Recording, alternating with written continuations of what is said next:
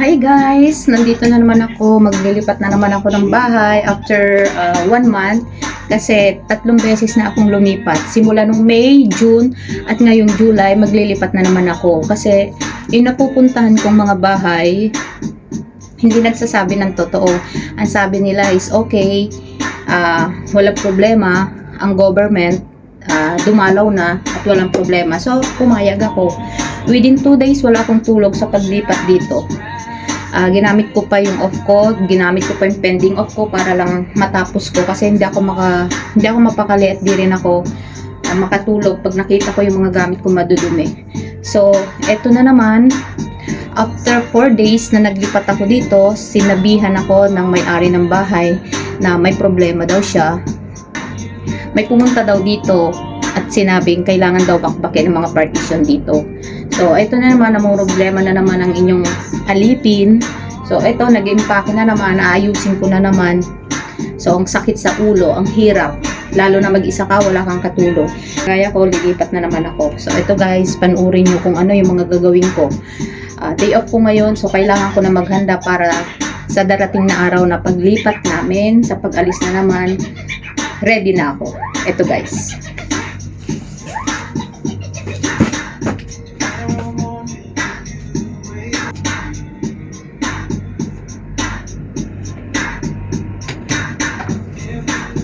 Ito guys, habang ako'y nag-prepare ng aking mga gamit, nanonood ako ng aking video.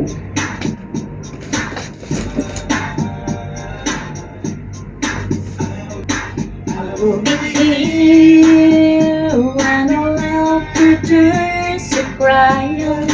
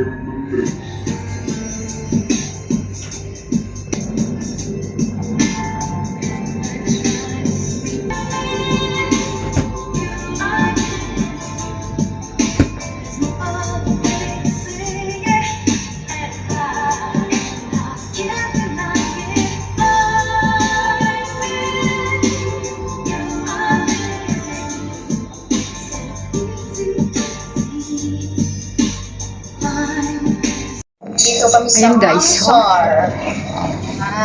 ibang dami kong aayusin. So, kailangan kong ayusin to dito. Ito guys.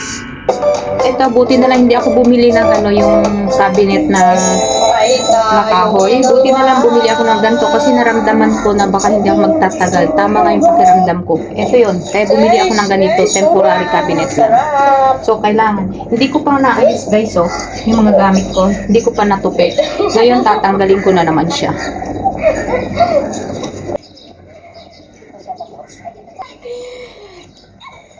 Arcia!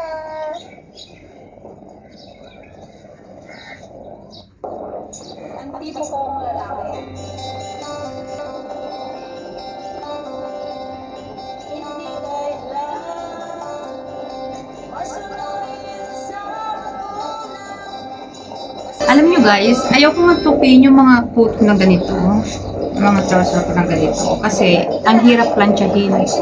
Ito, hindi ko pa ito nagamit. Ayan, uniform ko to sa company. Kasi, sa dati kong company, pero hindi ko pa nagamit. Ayoko tupiin Kaso lang, wala tayong magagawa. Hindi naman pwedeng maglipat ka na nakahangay lahat ng mga gamit. So, ganyan ko na lang. Dahan-dahan. Diba? Bang-bango.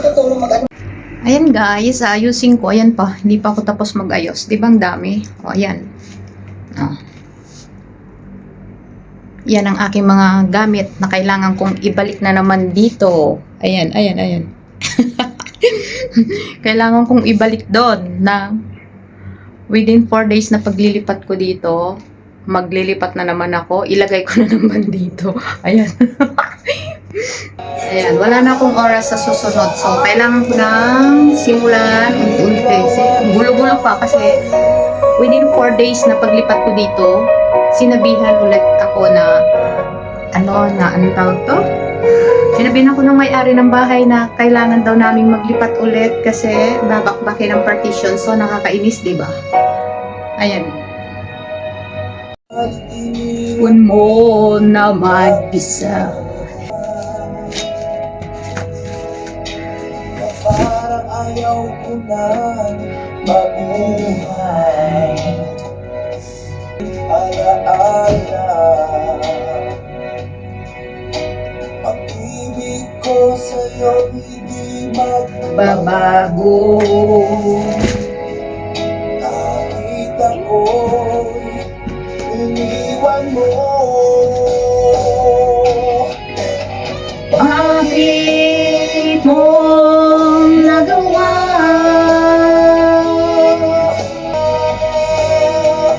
Anong meron siya? Nawala ko. Hindi na ba sapat ang pag-ibig ko?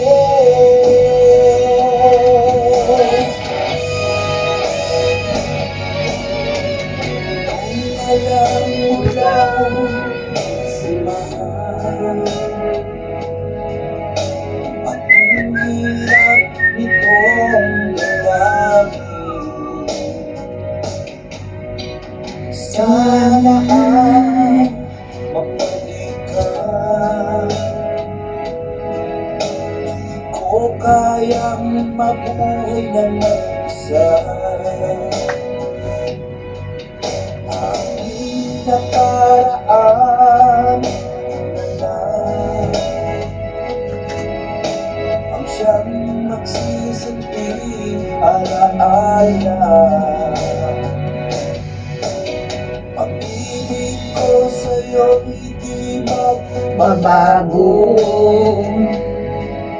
kahit ako'y iniwan mo. Bakit Mo nagawa. ang magmahal pa sa iba? Nawala ko. Hindi na ba sapat ang pag-ibig ko?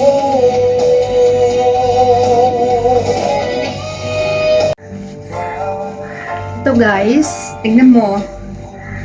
Kasi pag ako'y nagsuot ka ng damit, puro damit kasi ang problema kong dami. Hindi ko pa napadala. So pag nagsuot ako ng pambahay, balik-balik lang yan. Kung ano yung nakita ko sa ibabaw, yun na. Kagaya nito. Nasa ilalim, tagal ko na pala itong binili. Hindi ko man lang nakita. So, i-try natin. Kung maganda ba.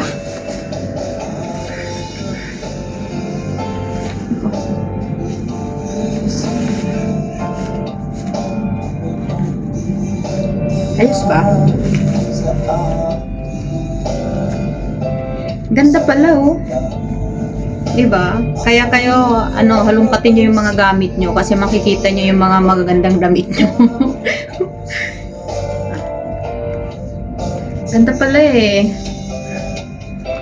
Kaya ako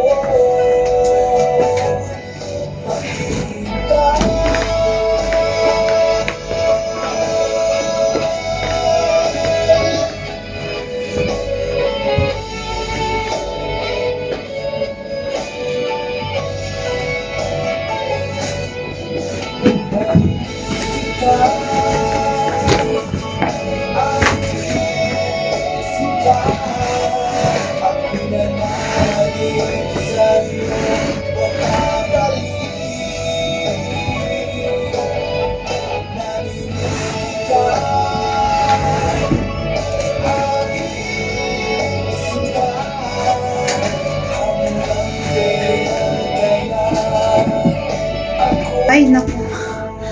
Ang hirap.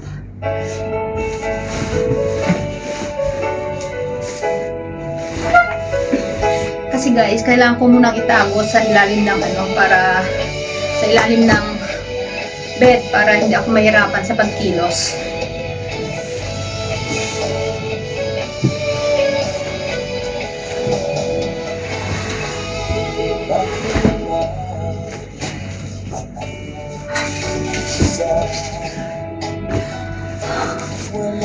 Hirap.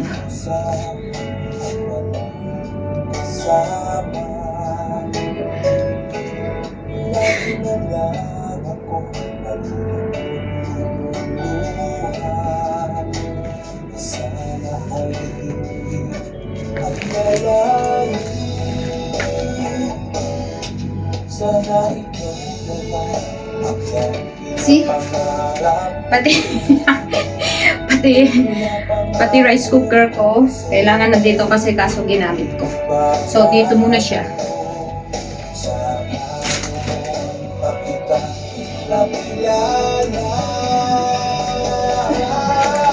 Kailangan ko munang linis konti.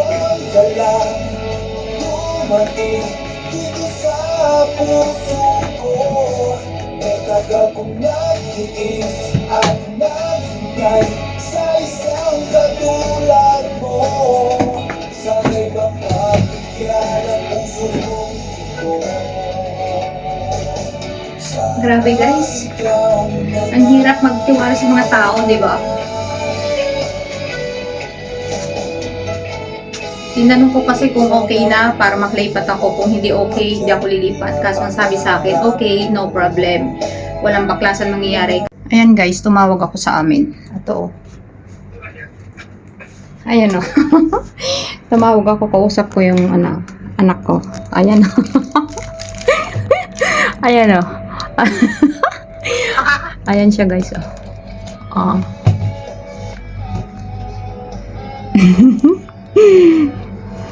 Ayan.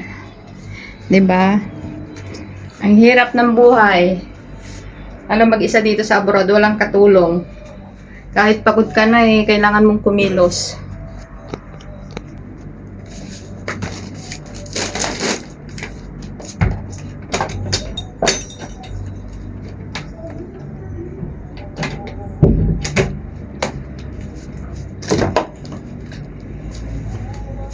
Kasi, maglalaba muna tayo guys. Yung uniform ko.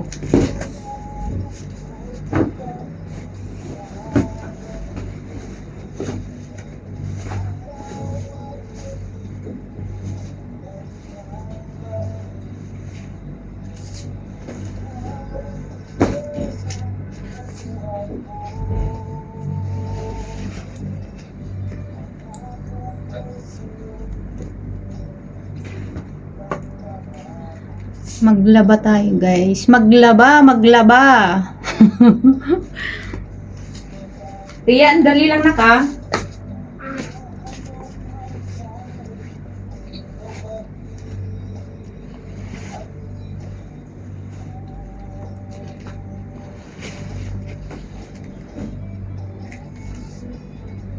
Dula tayo.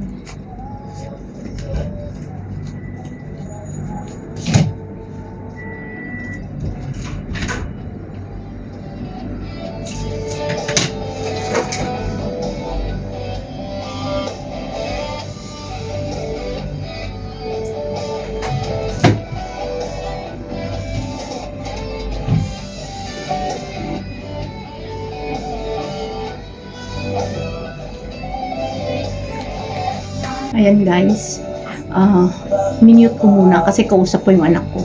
Hindi niya kasi alam na uuwi ako, walang nakakaalam na uuwi ako. Surprise ulit kasi gagraduate na siya.